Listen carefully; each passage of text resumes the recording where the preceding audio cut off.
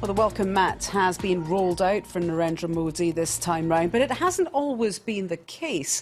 The right-wing Hindu nationalist was effectively blacklisted by the European Union for years after deadly communal riots back in 2002 in the state of Gujarat, which he governed for over a decade. But after his landslide victory in last year's general election, and with India's economy now growing faster than even China's, the one-time outcast is set to receive a warm reception here in France and across Europe. In today's Focus Report, we take a look at the Prime Minister's early career, his ties to the Hindu right, and how he came to acquire a reputation as a business-friendly leader.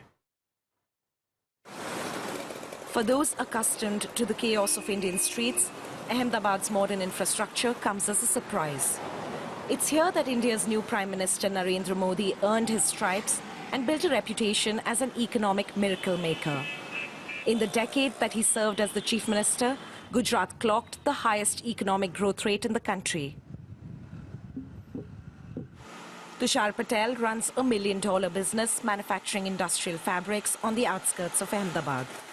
Despite the growing demand, he does not want to set up operations anywhere else in India.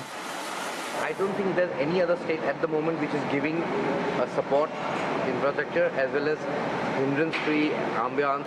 You get your clearances, you get your pollution clearances, everything is moving smooth. So I think Modi has been instrumental in making the system more efficient. Amongst Modi's flagship projects is the bustling automobile hub of Sanand, home to global auto giants.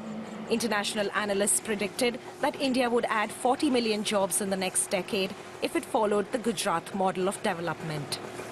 Voters were drawn to this economic model, but also to the story of Modi's humble beginnings. He began his life in this dusty Gujarati town of Vadnagar as the son of an ordinary tea seller.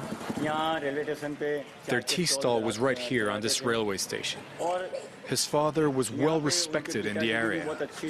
They were an ordinary family, and Modi funded his education by selling tea.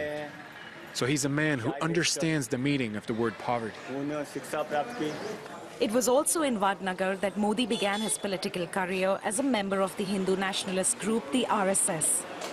At the organization's local office, we meet Mahendra Darji, Modi's childhood friend who served with him in the RSS. I remember this one is from the day when he invited all his friends for dinner to his house.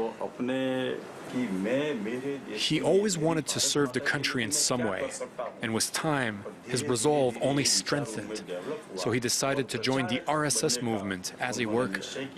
Today, the RSS has over 5 million members. The group is rigidly disciplined and mobilized its vast network to canvass for Modi during the general election. The Prime Minister's proximity to the Hindu right is a reminder of one of the darkest chapters in his political history. In 2002, Hindu right-wing mobs killed nearly 2,000 Muslims in Gujarat. Modi was accused of turning a blind eye to the violence. Shakila lost 5 members of her family in the deadly riots and became a key witness in the ongoing court trial investigating the incident. They check on all of us witnesses each morning. This is for our own protection.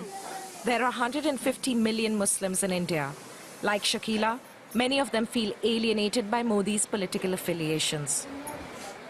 I don't understand why he hates us Muslims. For instance, in our neighborhood, there's been no development. Everything remains the same as it was in 2002. We don't have facilities like the rest of the city. In recent months, the Prime Minister has tried to address the concerns of the Muslim minority in Parliament and in meetings with community leaders. Still, the ghost of the Gujarat riots continues to haunt him.